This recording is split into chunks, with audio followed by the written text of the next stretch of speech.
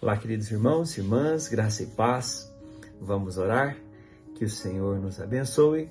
É um novo dia, é um dia de realizações, desafios sempre, né?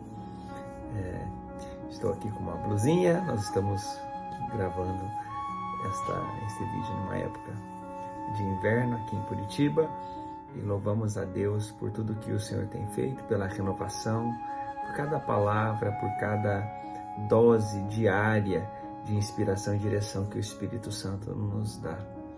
Ao orarmos no dia de hoje, nós vamos ser inspirados pela vida de José. Como conhecemos José do Egito, talvez a melhor expressão seja José no Egito. Essa história está em Gênesis, entre os capítulos 37 e 50. A maior parte desse texto é dedicada à vida e ao ministério de José. Que Deus nos abençoe nesta breve conversa. Venha conosco, você que ainda não é inscrito, vamos nos inscrever e vamos orar uns pelos outros também. Peço que compartilhe seus pedidos de oração, os seus testemunhos, e assim nós vamos edificando uns aos outros, sempre na graça e no amor do Senhor Jesus. Vamos lá?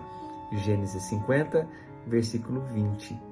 Já é a cereja do bolo, né? A declaração de José dizendo: vocês, na verdade, intentaram mal contra mim, mas Deus transformou o mal em bem. O nosso Deus, queridos irmãos e irmãs, é especialista em transformar mal em bem. Nosso Deus é especialista em fazer de um desastre algo produtivo. Nós vivemos num tempo de muito aproveitamento, né? Muita reciclagem, coisas que em um determinado contexto e ambiente são lixo, problema, coisas que atrapalham a vida, entulho.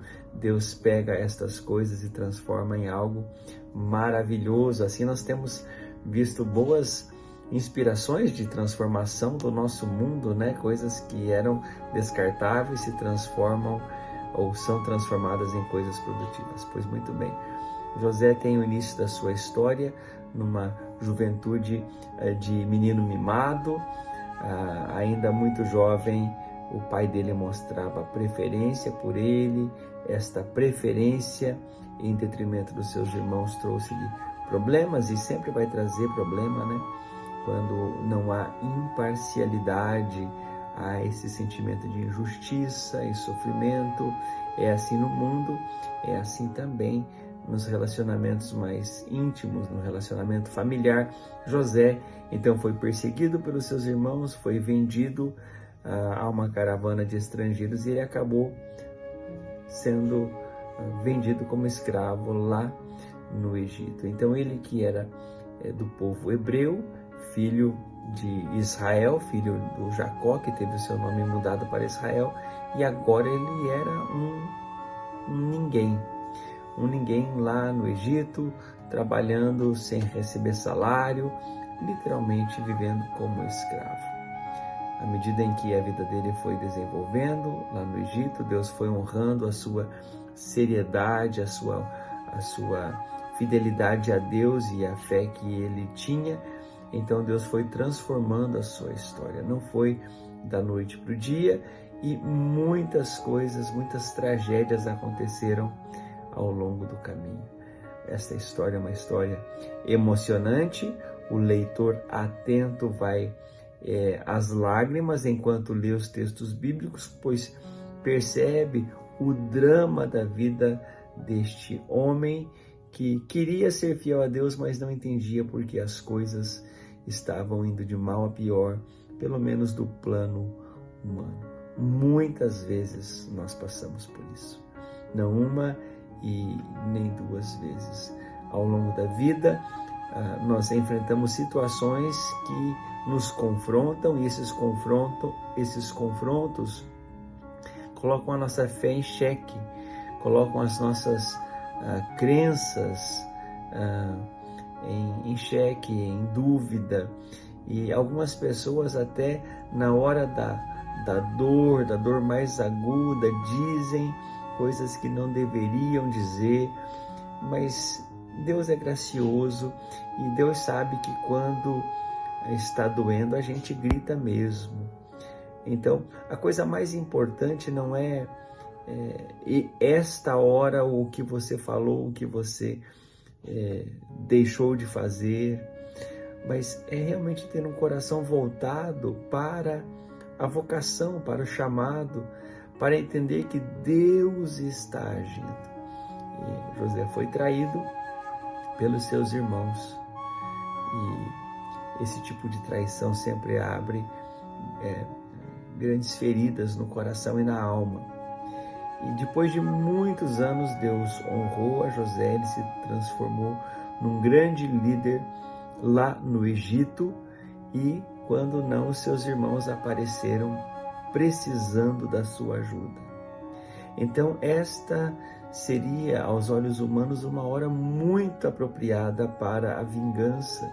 E os seus irmãos sabiam e tinham medo desta possibilidade. Por isso eles vieram com essa história, dizendo: olha, teu pai, quando ainda vivo, pediu que tratasse a nós, os seus irmãos, com bondade. E nessa hora José chora, e chora um choro de cura, um choro de gratidão, um choro que publica a soberania de Deus. E aí então ele afirma uma fé que é linda, que é um objetivo para mim e para você, chegarmos a esse nível de fé. Vocês intentaram mal contra mim. Não é verdade? Olha só que frase dolorida até de se falar. Vocês intentaram mal contra mim, mas Deus transformou o mal em bem para mim e para vocês. Esta declaração de José, ela é realmente muito abençoadora porque publica, externa a sua cura. E então ele se transforma num instrumento de bênção para a vida dos seus irmãos e para a vida de todos nós. A soberania de Deus, ela é difícil de ser acreditada na hora da dor, mas olhe para a palavra, olhe para a história de pessoas que já passaram pela superação e não duvide da soberania de Deus. Soberania de Deus não significa que Deus vai fazer tudo o que você e eu queremos, mas que Ele pode fazer todas as coisas e faz tudo o que lhe agrada. Vamos, nesta oportunidade, mais uma vez, rendermos a nossa vontade à vontade dEle e dizer: Senhor, eu sei que o Senhor é soberano, guia a minha vida conforme a Tua soberana e santa vontade. Vamos orar? Ao orarmos, vamos nos lembrar daqueles que estão em dificuldade, daqueles que hoje estão vivendo uma história que não tem explicação. Mas pela fé nós cremos que Deus vai transformar tudo isso em algo muito bom, produtivo, abençoado para você e abençoado e abençoador para muitas outras pessoas. Em nome de Jesus, oremos. Pai de amor, Pai querido, colocamos a nossa vida diante do Senhor, a nossa comunidade de fé que se reúne aqui no nosso canal, no YouTube, e pedimos que a graça do Senhor nos visite, enchendo-nos, Senhor, desta fé, a fé no Deus soberano. Guia a nossa vida no dia de hoje, responde a nossa oração. Deus querido, como oravam os salmistas, não te demores em vir socorrer os teus servos e as tuas servas. Nós clamamos, Deus de amor, Deus de misericórdia, que o Senhor abençoe aqueles que hoje lutam contra a enfermidade, aqueles que lutam, Senhor, e em meio às lágrimas clamam, Senhor, a tua ajuda por conta de relacionamentos rompidos, quebrados, feridos. Abençoa o teu povo. Abençoa aquele, Senhor, que hoje, Senhor, está com dificuldade nas suas finanças, na sua organização pessoal, que a tua graça apareça. É assim que nós clamamos e em Ti nós confiamos. Declaramos a Tua bênção sobre a vida do Teu povo no dia de hoje, em nome de Jesus. Amém e amém. É isso aí, fiquemos firmes. Um forte abraço.